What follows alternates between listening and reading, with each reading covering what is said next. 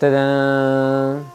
僕のねこちらの iPhone17 Pro 使って半年が経過しました。よくアクセサリーについてはこれまでご紹介してきたと思います。この最近だとサテチのウォレットスタンドですね。中にお札とかカードとか鍵とか全部収納しておいてヒンジが効くので、本当にスマホスタンドとしても使えるようなかなり便利なアイテムです。これで僕は財布を持ち歩かなくなりました。ぜひ詳細は概要欄でご覧ください。そしてこのスティのフォンバッグですね。これも動画でご紹介しました。背面だけを保護してくれるようなバックプレートになってます。表ですよ、問題は。また割れましたね、本当に。ということで僕がよく使っているスマホのガラスフィルムの一つ、こちらをちょっと貼り替えたいと思います。シュピゲンのクリスタルイージーフィットですね。悲しい気持ちになるよね、本当に。皆さんガラスフィルムってどのくらいの頻度で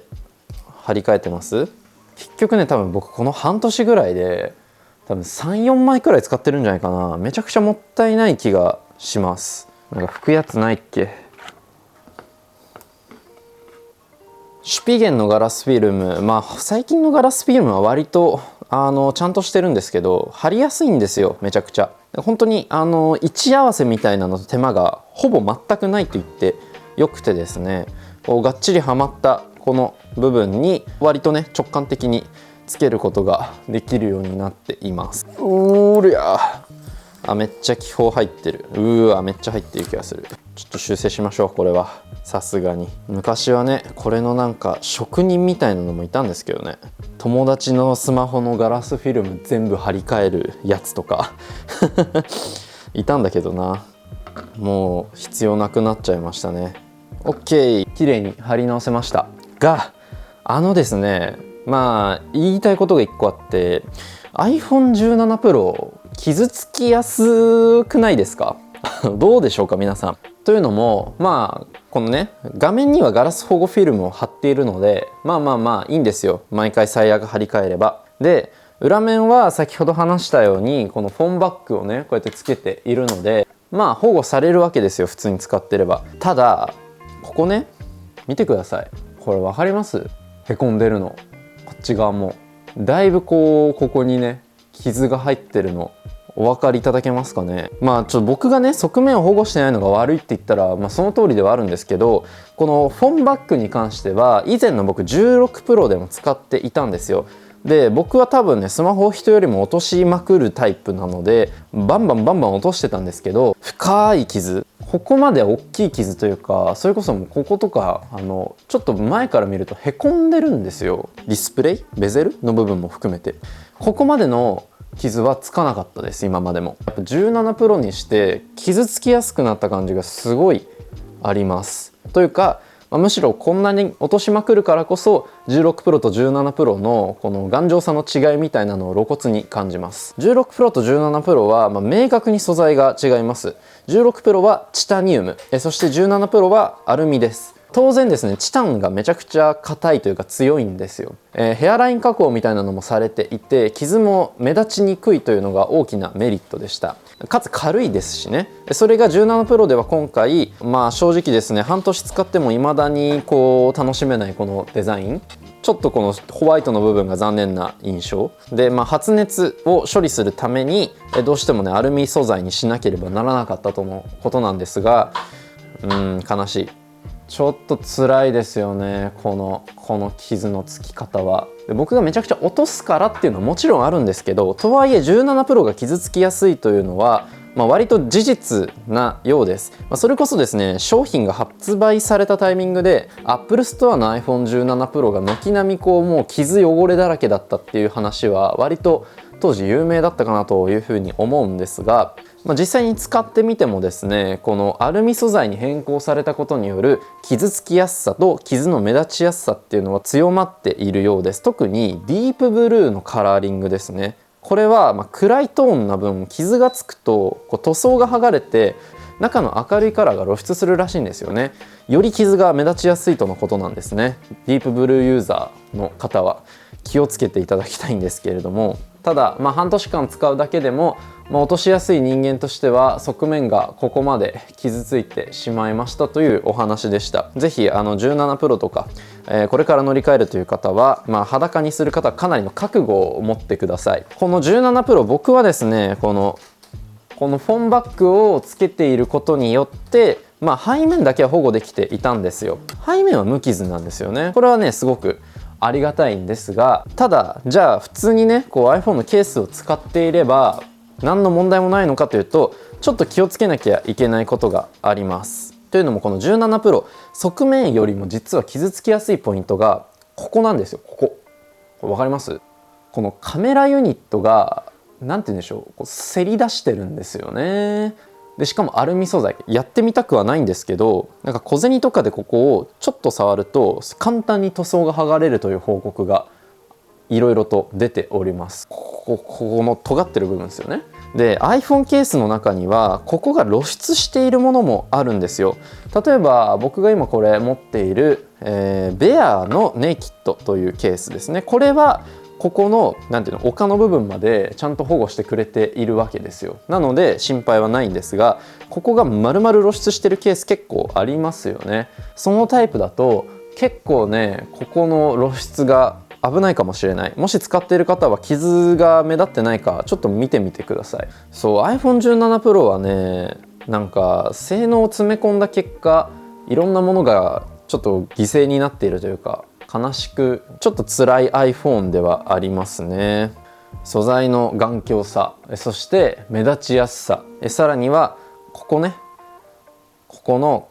カメラユニットの、せり出し16プロとか、今までのモデル以上に気を使う必要があります。ケースも傷を重視するならちゃんと選んだ方がいいかもしれないです。じゃあね17プロなんかやめましょうと、 iPhone Air なんてどうですかっていう話かもしれないんですが、これもね正解なわけでもなさそうなんですね。 iPhone Air は確かにチタン素材です。唯一のチタン素材で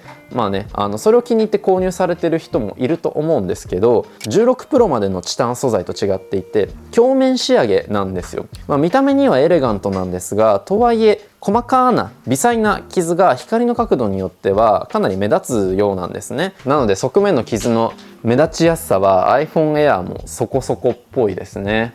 あとね、僕に関しては iPhone Air は何よりも大きいので画面っていうか本体のサイズが普段使いにはちょっと不便に感じてしまいます。なので、そもそもねじゃあ Air を選べばよかったかというとそうでもないということなんですね。というわけで冒頭というかね結論にはなるんですが、 iPhone17 Pro を裸で使うのは相当な覚悟をこれまで以上に持った方に限るんじゃないかというのが結論です。てか僕だけなんですかねこんなに落としてんの。皆さんそんな傷ついてないですか？俺だけ？なんかちゃんとみんなケースつけてれば関係ないのか。そっか、俺が変なこだわりを見せたからか。であとこういったフォンバッグね、僕はすごいかっこいいのでいろんなところでおすすめはしているんですけど、これねそもそも落とした時にここら辺が傷つきやすいっていうポイントもあるんですけど、そもそも落としやすいような構造になっています。というのもこういったこの面でスマホをね机とかに置いた時に、要は通常のケースだとこの側面の何て言うんでしょう、ちょっとした本体よりもこう上側にちょっと出てくるエッジが出てくる関係で、それがこうストッパーになるわけですよ。滑りのもうねこれめちゃくちゃ滑る、机の上で。だからさっと置いたつもりがなんかスルーッとどっかに飛んでいってしまうっていうことは割とあります。これは別にフォンバッグに限らず裸派の方が直面する一個のポイントだと思うんです。ガラス保護のここのフィルムをつけていたとしても、ガラス保護のフィルムがむしろこの滑りを加速させていて、スーッと机の下の方に落としてしまいがちになるんですよ。私は人を傷つけがちというような方は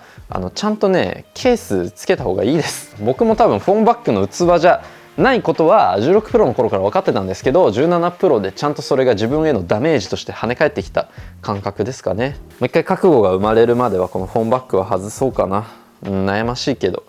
代わりにつけるのはこちらのベアネイキッドという iPhone ケースです。すりガラス状のデザインで iPhone 本体のこうデザイン性というかシルエットを大きく損なうことなく、しかもかなり薄めに設計されているので、持った時の印象とかも、できる限り裸に近いような状態で使うことができます。つけましょうか。そうなんですよね。僕がiPhone ケースが嫌いな理由の一つとして厚みが出るっていうことがありました。やっぱりね、フォンバッグはその点本当にほぼ iPhone そのままだったので、